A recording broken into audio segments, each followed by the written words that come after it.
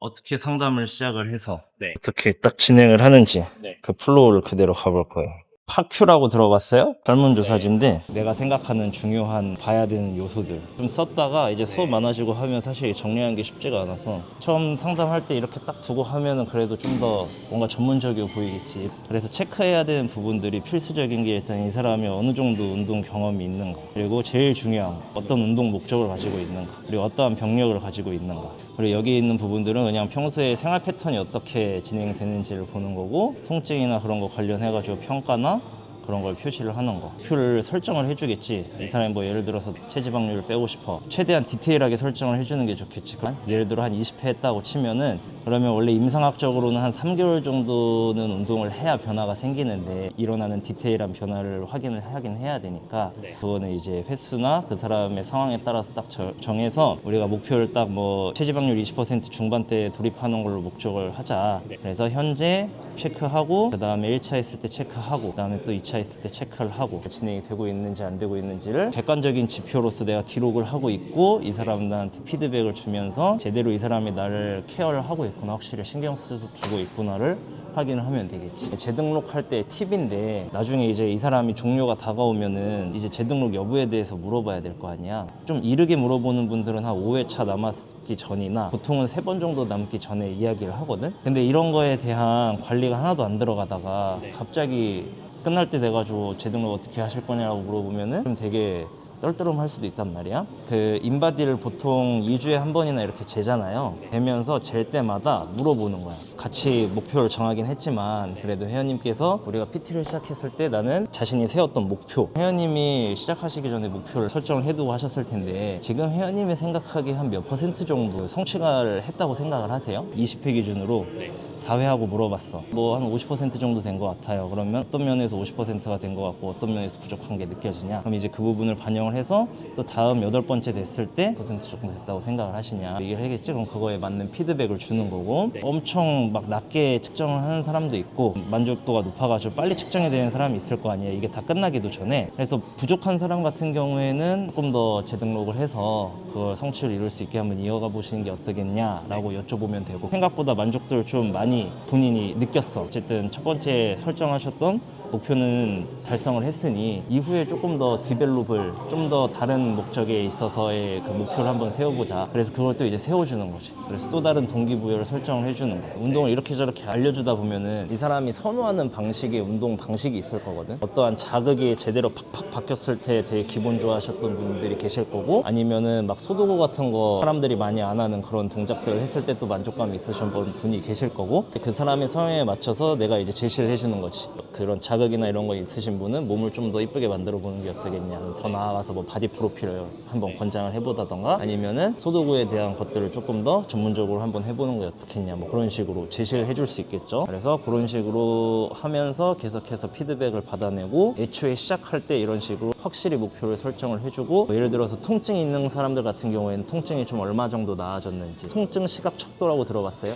우리가 이 사람이 통증이 어느 정도 나아졌냐를 사실 이게 객관적으로 측정하기가 어렵잖아. 간호사들이 와가지고 1점에서 10점 정도 중에 몇 점 정도로 아픈 거 같냐고 물어보잖아. 그거예요. 10점이 진짜 너무 아파가지고 쓰러져서 기절할 정도라고 생각을 하면은 몇 점 정도인 것 같으세요? 여쭤보는 거지. 그런 부분들을 체크를 잘 해놔야 돼요. 필요하면 제가 보내드릴 테니까 이거 가지고 뭐 선생님 스타일에 맞게 조금 변형을 하셔도 되고. 그래서 이제 한번 들어가 볼게요. 아니면 전 시간 질문 있나요? 이걸로 보셔도 됩니다.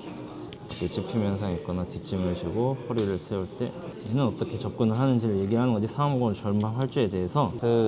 이게 하체 상체를 비슷하게 보면 되거든요. 조금 다르긴 한데, 이거 왜냐면은 하체는 이 지면에 계속 닿아 있는 상태이기 때문에 닫힌 사슬로 우리가 움직이는 거에 익숙해져 있고, 반대로 팔은 떠 있죠. 그래서 열린 사슬에서 움직이는 거에 익숙해져 있다는 점은 조금 다르긴 한데, 단순히 구조적으로만 봤을 때는 제 기준으로 몸통 있고 고관절 있지, 브랜소켓 조인트라서 가동성이 많이 필요하잖아. 다음에 무릎이죠. 그리고 무릎은 우리가 한쪽으로만 접히는 관절이라서 안정성이 좋아야 되고, 그 다음 발목은 관절 형태는 다르긴 하지만 얘도 돌리려면 돌릴 수 있잖아. 가동성이 중요한 관절이야. 허리는 또 안정성이 필요한 그건 거지. 그래서 안정성, 가동성, 안정성, 가동성인 거고, 상체로 넘어오면은 몸통 위에 흉추가 있죠. 흉추는 잘 움직여야 되지, 가동성이야. 그 다음에 견갑은 안정성이고, 그 다음에 어깨 과 브랜소켓 조인트라 가동성, 안정성, 가동성. 똑같죠? 내가 어디가 아파 만약에 걔가 잘못한 경우는 없어. 주변에 있는 애가 지 역할을 못하니까 얘한테 과한 스트레스가 가해지는 경우가 대부분이란 말이에요. 아니면 어떤 문제가 생기거나. 선생님은 어깨가 아프다 그랬어요. 일단 어깨를 보고 하는 것보다는 그 주변의 관절들이 잘 역할을 하는지 안 하는지를 봐야겠지. 인체에서 가장 질량이 큰 부위가 어디예요? 몸통이 가장 크지. 그러니까 우리가 항상 코어가 중요하다고 하는 거야. 그러니까 질량이 제일 크니까 여기에서 발생하는 힘이 가장 많은 영향력을 행사할 거 아니야. 그 견갑의 안정성을 아무리 잡고 이걸 뭐 가동성을 잡는다 해도 흉추에서 움직임이 발생하지 않으면은 다 말짱 도루묵인 거야. 내가 이걸 외회전을 아무리 하려고 해도 얘가 안 열린 상태에서 외회전 하잖아. 그럼 이건 외회전이 아니야. 근데 궁금한 건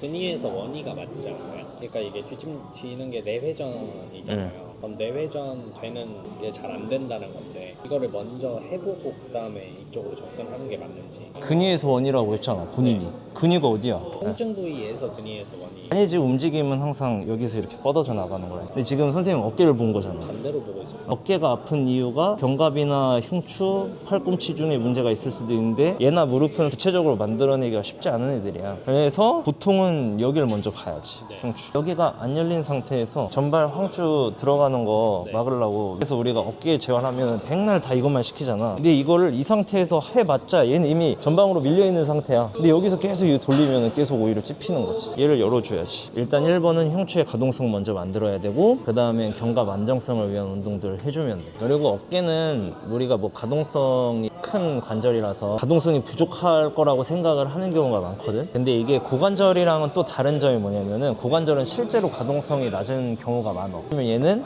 CKC에서 항상 있는 영향을 받는 애고, 근데 얘는 OKC라서 우리가 이렇게 잘 움직인단 말이야. 특히 여성분들이 이게 심해요. 왜냐면은 어깨는 엄청 유연하거든. 근데 흉추가 엄청 뻣뻣해서 팔을 우리가 이렇게 넘기라고 하면 어떻게 넘기냐면은 여기는 가만히 있고 얘는 뒤로 많이 가니까 이렇게 넘겨. 흉추가 유연하면 원래 이렇게 넘어가야 되거든. 이거 같이 돌아가면서. 근데 이게 안 되니까 이렇게 가고, 그게 이것 때문에 그래. 어깨 자체는 가동성에 문제가 없는데 흉추에서 그거를 같이 협응을 못 해주니까 많이 빵 나는 거야.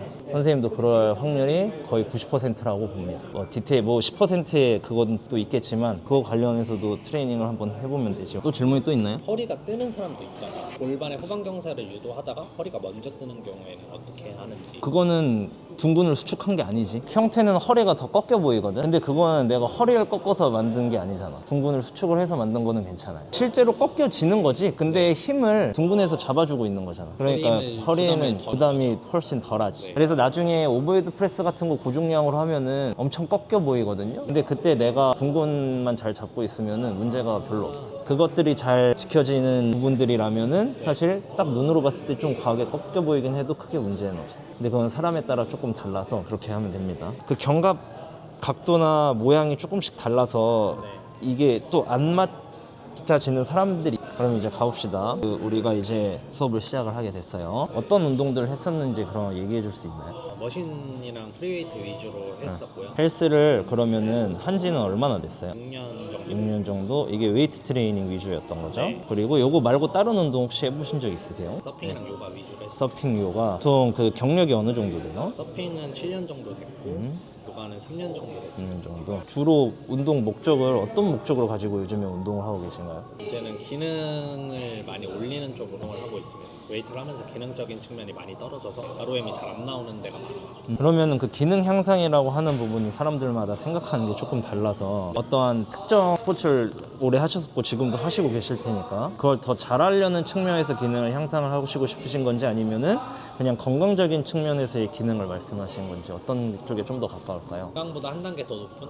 스포츠 관련해서 높이고 싶습니다. 운동 수행 능력이 좋아지는? 네, 맞습니다. 운동을 그래도 오래 해오셨는데 지금 어쨌든 운동 수행 능력 향상을 목표로 지금도 개인적으로 하고 계신 거잖아요. 네. 제한이 되거나 좀 어려운 부분들이 뭐가 있을까요? 일단 어깨 통증 발생하는 부분이랑 고관절의 찝힘이 있었고요. 그래서 어깨- 스쿼트 할 때도 버딩크가 일어나지 않는 선까지 가고 싶은데 풀스쿼트를 하게 되면 버딩크가 일어나는 경우를 많이 경험했고, 어깨도 성장이 많이 더디다라는 느낌을 많이 받았습니다. 여태까지 근육. 실제로 성장을 못했고, 근육 크기가 어깨랑 고관절 다 네. 한쪽이에요? 아니면 양쪽 다 그래요? 고관절은 왼쪽만 그렇고요. 왼쪽만 그렇고. 어깨는 오른쪽만 그렇습니다. 특별히 어떤 동작을 그 고관절 같은 경우에는 스쿼트를 말씀을 해주셨고, 사레렐입니다. 어깨는. 병원에서 진단 받으시거나 진료 보신 적 있으세요? 이거 관련해서? 병원에서는 괜찮다고.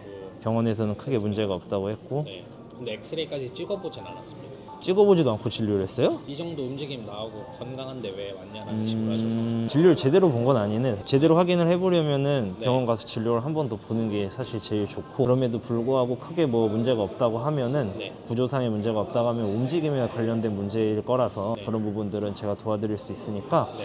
그럼 그거랑 관련된 테스트 몇 개를 하기 전에 진행을 해보면 좋을 것 같거든요. 그래서 그거를 같이 진행을 하고 그 부분을 좀 신경을 써서 했더니 괜찮아졌다고 하면은 어떠한 병원에서 보는 그런 구조적인 문제보다는 몸을 움직이는 거에 대한 기능적인 부분의 문제이기 때문에 운동으로 충분히 개선이 되신다고 생각을 하시면 될 것 같아요. 수업을 할 때 조금 반영을 해서 진행을 할게요. 요거 말고 혹시 운동하시기 전에 참고해야 될 사항이라든지 제가 바라시는 방향성 같은 게 혹시 있으실까요? 기능이랑 재활 위주로 하고 싶어서 그거 말고는 없을 것 같습니다. 그럼 자연스럽게 이렇게 쭉 경력부터 이렇게 쭉 플로우가 이어지죠. 그런 식으로 상담을 할 때 하면 되고, 아픈 사람들은 보통 이렇게 이제 오는 편이고, 보통 살 빼는 사람들 같은 경우에는 조금 주제가 달라질 거라서 흐름이 좀 다른 쪽으로 흘러가게 될 거고, 인바디를 한번 재봐야 될 거라고 얘기를 해주고, 인바디 통해서 나온 결과물을 가지고 좀 얘기를 해줘야 될 거고, 그리고 생활 습관도 좀 물어봐야 돼요. 생활 패턴도 중요하니까. 네. 그래서 그런 것들을 좀 체크해주면 좋습니다. 오케이, 그럼 가서 한번 해봅시다.